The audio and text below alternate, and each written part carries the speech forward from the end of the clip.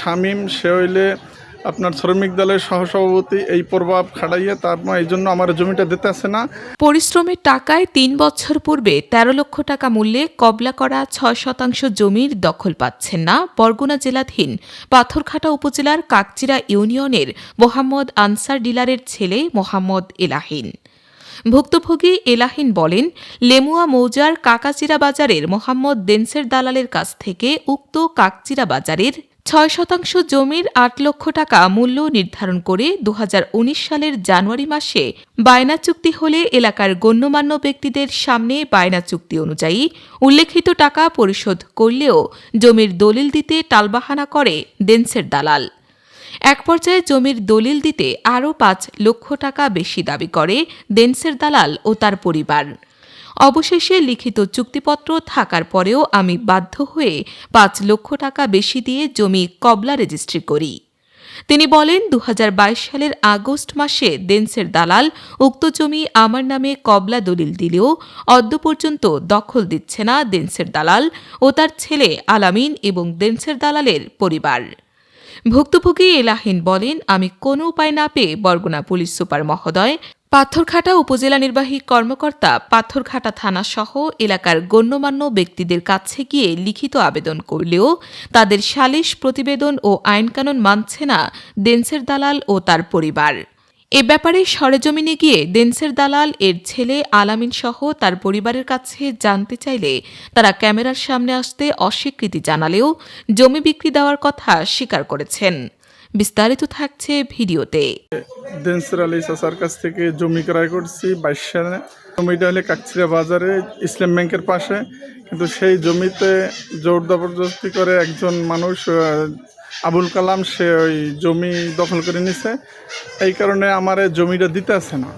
এখন আলামিন যে দেনসের আলীর ছেলে হলে আলামিনের লাগে অনেক কথাবার্তা বলছি। তারপরে আপনার তাকে বলছি সালিশি ব্যবস্থা হয়েছে, টিউনো স্যারে না শিখদের উপরে দিচ্ছে এই জমিটা, তারপরও তারা বুঝ দিতেছে না আমারে। তারপর আমি আবার টিউনো স্যারের কাছে গেছি, টিউনো স্যার ওসি স্যারের উপরে লিখিত দিছে, ওসি স্যারে জিজ্ঞাসা করছে তাও জমি দিতে আসে না। সে বলছে যখন আমি ওই জমিতে মামলা দেওয়া, ওই মামলা যখন শেষ হবে তখন জমি দেবো। কিন্তু সালিশ যারা ব্যবস্থা করছে তারা বলছে যে ও জায়গাতে না থাকলে অন্য দাগ দিয়ে দেওয়ার জন্য অনুরোধ করছে, কিন্তু আলামিন দিতে আসে না। তার ভাই আছে শামীম, সে হইলে আপনার শ্রমিক দলের সহসভাপতি, এই প্রভাব খাটাইয়া তারপর এই জন্য আমার জমিটা দিতে আসে না। এখন আমি কিভাবে জমিটা পাইতে পারি, এই জন্য সবার কাছে আমার আহ্বান রয়েছে। ক্রয় করছি ৬%। কত টাকা? এটা জমি ক্রয় করছি ১৩ লক্ষ টাকায়। কয় সালে কিনছেন? এটা জমিটা কিনছি ১৯ সালে। আর দলিল পাইছেন কত? দলিল দিয়েছে আমার ২২ সালে। ২২ সালে জমি ৪ বছরে আমার জমি বুঝাই দিতে আসে না, তারা জোর করিয়া। যখন আপনি বলেন যে জমিটা বুঝাই দেওয়ার জন্য, তখন কি বলে?